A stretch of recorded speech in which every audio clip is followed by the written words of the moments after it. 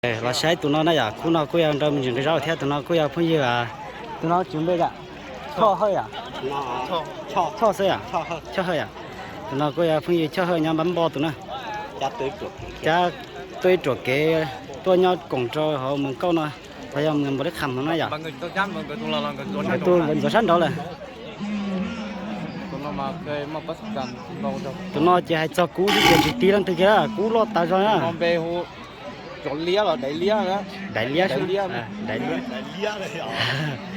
đấy lia bây giờ đã lâu nó còn mắm bò chuột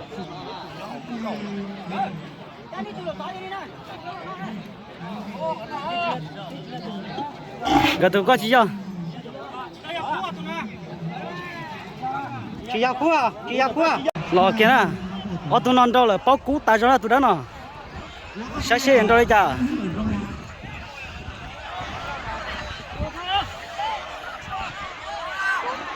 đâu sẽ xứ là chính đâu chỉ hay đó tụi nó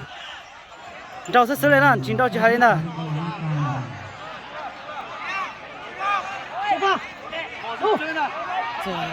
sao tụi nó đó tiền lắm không xua kia đâu plăng pe plăng nè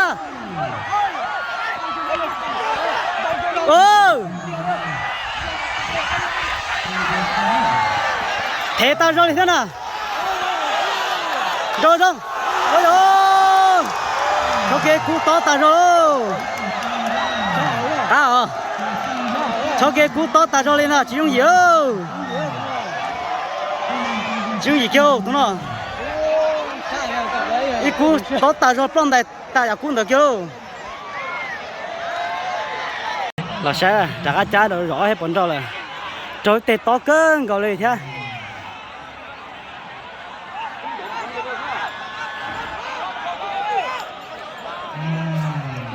tiêu chủ yếu trưởng trong đó là tư là tiêu tự nhiên chính trong là gì nè đại lia xua kia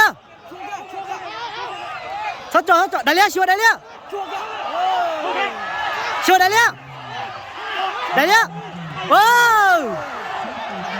trai hàng nhá trai hàng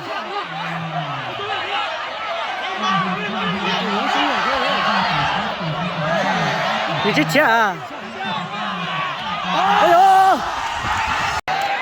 ！đại lia con trâu đã tê tê giăng kia lại thế nào? Dùng gì kia đại lia là trâu kia tê thế nào?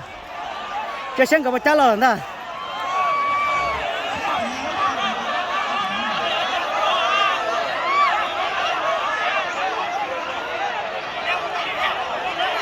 chỉ có ta này, cái gì chỉ cần cho. Sai sai đã trả xin được phần rồi chả na tụi nó nhưng mà sẽ chơi sao bao giờ tụi nó chơi chó tốt ta rồi á tụi tao mà muốn nó nhung rồi là ta đó xí mà tụi nó nhưng mà sẽ trả sẽ đã phần rồi chả là ý là cô chơi tê mới chẳng ta rồi lên ta tí cho những cái chơi tuần đầu không nào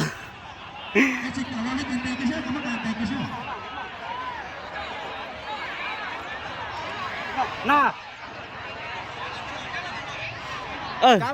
nãy trái cái này tụi bay lấy cái này tụi bạn cho giờ thì chín đầu lo cái lẻ mà không nhu mà mò à nhu mò chỉ có one à tụi mình cho nữa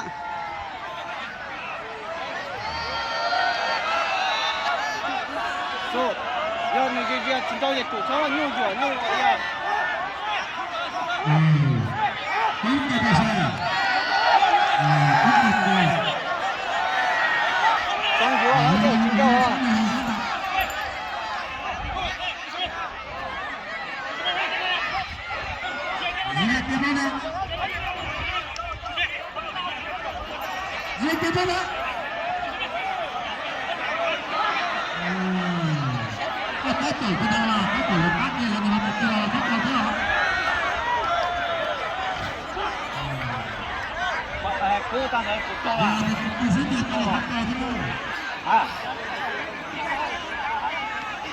sẽ phần rồi chả là chả là rồi tiếp